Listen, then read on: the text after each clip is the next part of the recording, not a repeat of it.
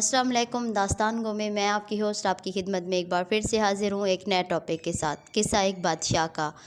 اس video کی جانب بڑھنے سے پہلے میرے نئے آنے والے ویو سے ریکویسٹ ہے کہ وہ میرے چینل کو سبسکرائب کر کے بیل آئیکن کو دبا دے تاکہ میرے نئے آنے والی ویڈیو کا نوٹیفیکیشن آپ کو بر وقت مل سکے۔ قصہ ایک بادشاہ کا۔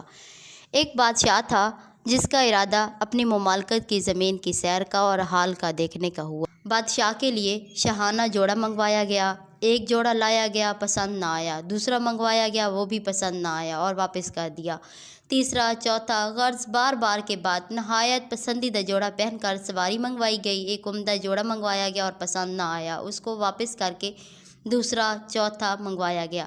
جب وہ بھی پسند نہ آیا تو سب گھوڑے سامنے لا کر پیش کر دیے تو اس میں سے بادشاہ نے بہترین گھوڑا چنا اور اس پر سوار ہوا۔ بادشاہ نہایت غرور و تکبر سے اس گھوڑے پر سوار ہوا اور تمام فوج اس کے ساتھ پیدل چلنا شروع ہو گئی، مگر بڑائی اور تکبر کے ساتھ بادشاہ ان کی طرف دیکھنا بھی گوارا نہیں کرتا تھا۔ راستے میں چلتے چلتے پرانے کپڑوں میں ایک فقیر ملا، اس نے بادشاہ کو سلام کیا۔ بادشاہ نے تکبر سے اس کے سلام کا جواب دینا بھی ضروری نہ سمجھا۔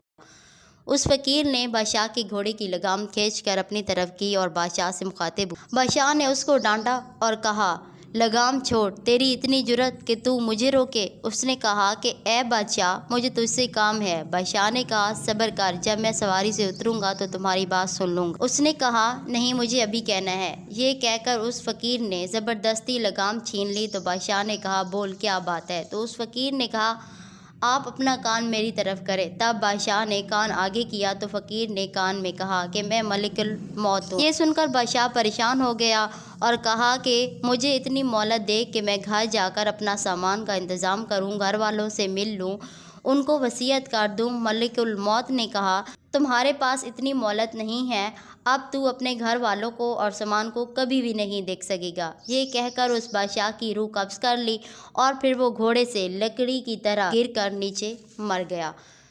اس کے بعد وہ فرشتہ ملک الموت ایک نیک آدمی کے پاس گیا۔ موت کے فرشتے نے جا کر ان کو سلام کیا۔ اس نے کہا کہ وعلیکم السلام۔ فرشتے نے کہا، مجھے آپ کے کان میں کوئی بات کہنی ہے۔ تو اس نے کان فرشتے کی طرف کیا تو اس نے کہا کہ میں موت کا فرشتہ ہوں اور آپ کی جان قبض کرنے والا ہوں۔